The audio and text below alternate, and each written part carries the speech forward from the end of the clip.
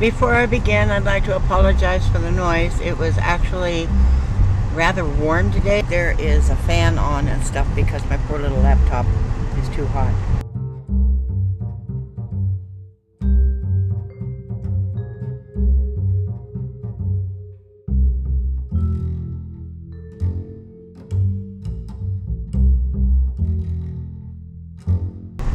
I want to discuss emotional intelligence. I was on a video by Conference Report called I Am a Racist. I highly recommend it. I'll link it in the underwear. A kid came on and said, I laugh at racist jokes. And I said, I don't. I discourage them. And he jumped on me. Anyway, the accusation is that I'm too emotional. You were laughing. Laughter is evoked by an emotion. That emotion is humor or ridicule. I just don't believe in perpetrating poison, so words that can get people killed are not okay with me. This is the excuse that I hear a lot of MRAs use, a lot of race realists, queer bashers. They will say something intentionally provocative and then say you're too emotional. I'm going to link in the underwear an article. The article is on the website, the Critical Thinking Community. It's entitled Critical Thinking and Emotional Intelligence by Linda Elder.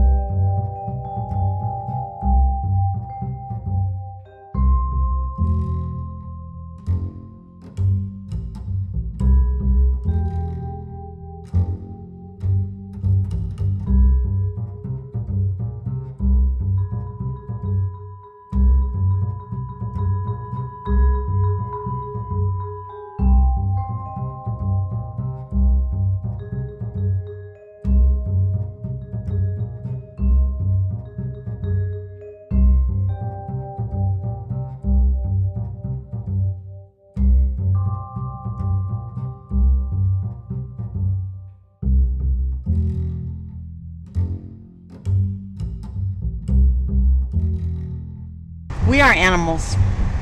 I keep saying this. Maybe someday somebody will believe me. We are animals, and we are emotional. And there's nothing wrong with that. There's nothing wrong with the fact that our consciousness is informed by emotion, if we apply the discipline of critical thinking to those emotions. You see, when a person experiences an emotion, they also experience a belief. Example.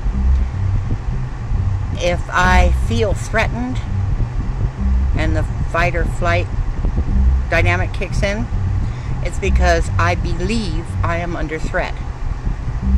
That's a belief. That's not a critical thinking.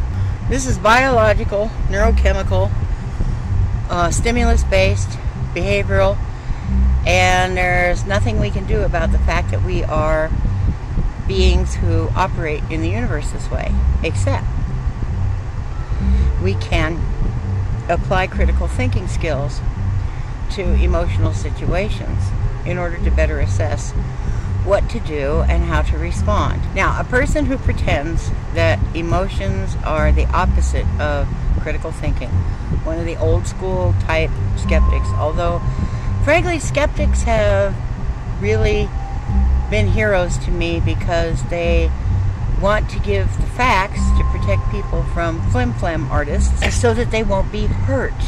It's a very protective mindset. But we have a new crop of so-called critical thinkers who couldn't critically think their way out of a paper sack, as far as I'm concerned, who have this notion that emotion is not critical thinking.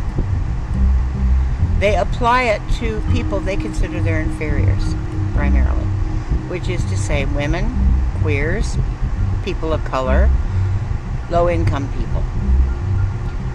That category of people is emotional, and they are rational because I guess they go to university, or they know somebody who went to university, or I don't know. And their attempt is to divorce themselves from all emotion.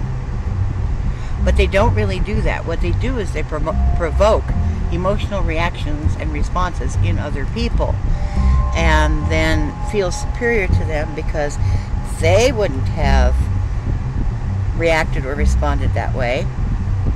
I don't know. That might be just the insulation of privilege. They've never been in a situation where they were terrified. They've never been in a situation where they were profoundly emotionally wounded by other people's judgments or actions against them or prejudices. I don't know. I suspect that these people are pretty severely emotionally damaged if they don't want to have any emotional reactions or responses at all.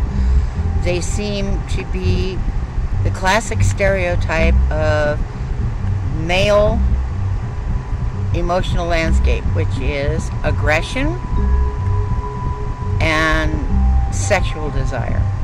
Nothing else. Very shallow, very superficial. No other dynamics to their emotional lives. They won't allow it. Or they pretend they're not allowing it. They lie to themselves. They're in denial. So they have no coping skills to deal with the fact that they are human beings and animals, and they don't know how to apply critical thinking to their emotions. All they know how to do is repress and suppress natural urges and impulses, not learn to utilize them, not learn to enhance them, not learn to discipline them. So if you are criticized by a person who says you're being too emotional, it's okay to assess that and see if that's true.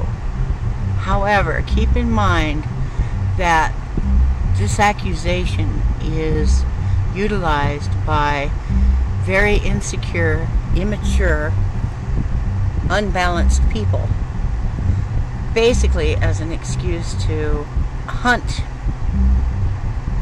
as predator, to attack what they see as weakness in other people. Now, being emotionally whole, being integrated, emotional and rational, is actually a lot more disciplined, takes a lot more maturity, a lot more thought, and a lot more practice than just stuffing feelings and pretending they don't exist. People who are in denial of their emotions are dangerous to themselves and to other people. They're stunted, they're immature. If there was ever a reason to use the word retarded, it is for this classification of people. They're completely unprepared for the real world and have to live in a basically hermetically sealed bubble, living by their own rules, which are dysfunctional and are harmful not only to themselves but to other people. I don't know how we bridge this, but pretending ourselves that our reality requires such a dynamic of coldness and austerity and disconnect from our emotional selves is absolutely not the way to deal with it. Trying to imitate that is not, that's not rational. That's not sane. That's not critical thinking. That's not even skepticism. They refuse to look at what they don't want to see. It's the same dynamic as religion. Refuse to look at what you don't want to see. And they are believing without any shred of evidence that divorcing themselves from their emotional landscape is superior to being a whole integrated human being. So they've set themselves up as superior to the rest of us and cannot cope. I will say this one more time. The handshake was invented so that when leaders of warring clans came to have a parley, a negotiation, each of them would extend their weapon hand to show that it was empty. I think the shaking of the hand was to show strength, but the emptiness of the hand was to show I'm willing to speak. I'm strong enough that I don't need to be armed. And if there's one thing I can say about these little emotionally stunted trolls is that they are not strong enough not to be armed. Don't take it personally. It's a sickness. It's a cultural sickness. It's infested our entire society. And those of us who are willing to do the work are not stupid or wrong or weak or feminine or sissies or cowards or irrational for doing the work of being integrated.